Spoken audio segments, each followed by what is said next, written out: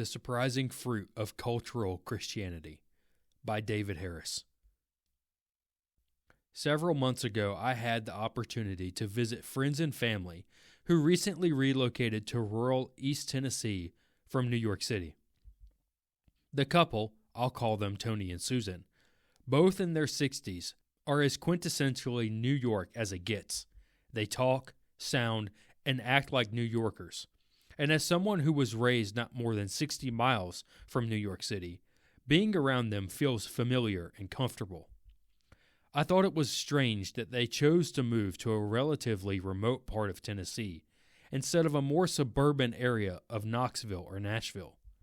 While having dinner, we learned that they had started going to a local Baptist church. I was intrigued. What were a couple of lapsed Italian Catholics doing with a bunch of backrow Baptists? Further conversation revealed that Susan truly understood the gospel and was planning on getting baptized. This was independent of any influence coming from us, as we hadn't seen them in years. That's what people do. When I asked what promoted them to start attending church, especially after having no involvement in any church for most of their lives, Susan said something like, "Well, down here that's what people do, so we figured we would as well." She went on to explain that after attending church for a few months, she started reading the Bible and was convicted that she was a sinner in need of God's grace. We had the privilege of being at her baptism this last Sunday. We're still working on Tony. What initially struck me after hearing their story was how somebody on the right politically that had chosen to relocate to a place primarily for its support of their value structure had found their way into saving faith in Christ simply by following the logical flow of cultural Christianity around them. Now, obviously, salvation is a work and gift of God, and he had no doubt been working on Susan for some time. It's probably just a coincidence, because after all, we're often warned about the dangers of Bible Belt cultural Christianity. A similar pattern. However, Susan's story isn't really an outlier. In fact, I've heard and encountered similar stories for several years now. Most of them since the great paradigm shift that began in 2020. It sort of goes like this. Either because of COVID-19 restrictions, the 2020 BLM rioting, or an increasing number of local drag queen story hours at the local library, an individual or family decides that the blue area they live in isn't ideal anymore. They relocate either to a red state like Idaho, Tennessee, Texas, or Florida, or they move to a more red area inside their blue state. While getting acclimated to the area, they start to deal with the normal things that happen when you relocate: isolation, loneliness, lack of familiar community. So they decided to start attending the local evangelical church, be it a Baptist, Presbyterian, Lutheran, or a hip non-denominational church with a name like The Hill, the Eastside Church, or Church at the Grove. Since they're typically already conservative, the ground is fertile for accepting biblical teaching that already serves as the foundation for much of their worldview. They get saved. If they're in a Baptistic church, they get dunked. If a more high church setting, then probably sprinkled. The problem is, this isn't how it's supposed to work.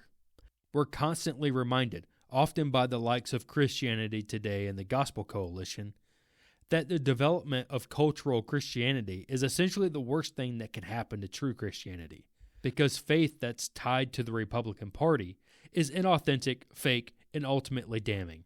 Cultural Christianity is something to be eschewed, not embraced by true Christians.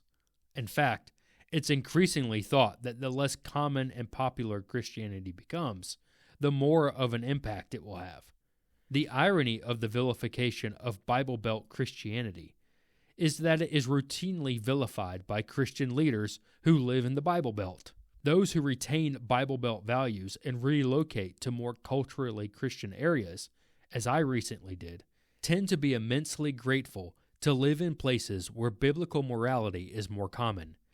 Even if there's hypocrisy that comes along with it, parts of the country and world that more closely align with biblical values provide freedom for Christians to live lives more in line with 1 Thessalonians 4:11, and to aspire to live quietly, and to mind your own affairs, and to work with your hands as we instructed you. A notable example. While there's a benefit to those who are already Christians, there also seems to be a current phenomenon of conversion to Christianity coming about from a progression of values, as I saw in Susan's case. While there are several other examples I could go into, there are few as dramatic as the conversion of one of the famous atheists Richard Dawkins' former assistants, Josh Timonen. If you want to hear his full story, check out this 1-hour interview with Living Waters. But here's a brief overview. Josh worked on Richard Dawkins' United States team and built his website. He made and marketed some of Dawkins' merchandise and accompanied him on tours throughout the U.S. After a legal dispute with Dawkins' organization, Josh left working for the atheist cause and moved to Portland, Oregon. During the lockdowns and subsequent rioting in Portland in 2020, Josh and his wife determined that relocation to a more peaceful, family-friendly part of the country would be smart. Landing in Waco, Texas, the Timonens realized that they didn't really have any community in their new home. The locals went to church, and in 2020, there wasn't a whole lot more that was open, so they started attending a local cowboy church.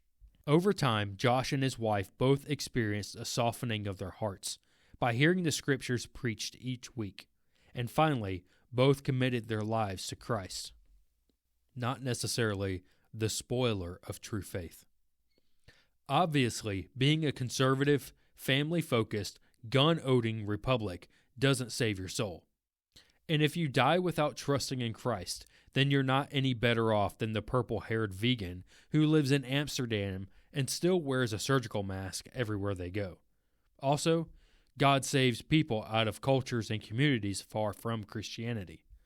The one who interacts with a cultural context that generally adheres to biblical principles can also experience a draw to true faith, one that is driven by the faith of those around them, those who are truly followers of Christ. These are just a few examples of a larger trend, but the overall point is this.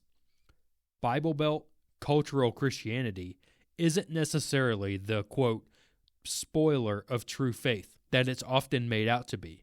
In fact, cultural conformity to biblical morality can even work as the catalyst to help an unbeliever realize that they need Christ.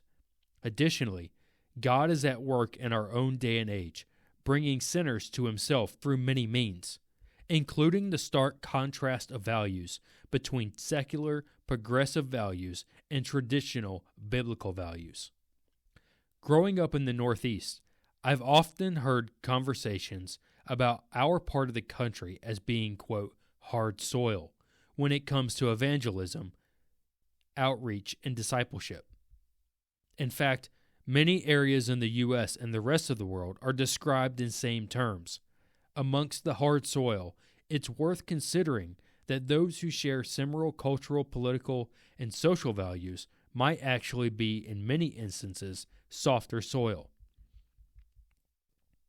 So if you live in a part of the country or world that's more culturally Christian, don't merely look down on those you live among as being inauthentic Christians.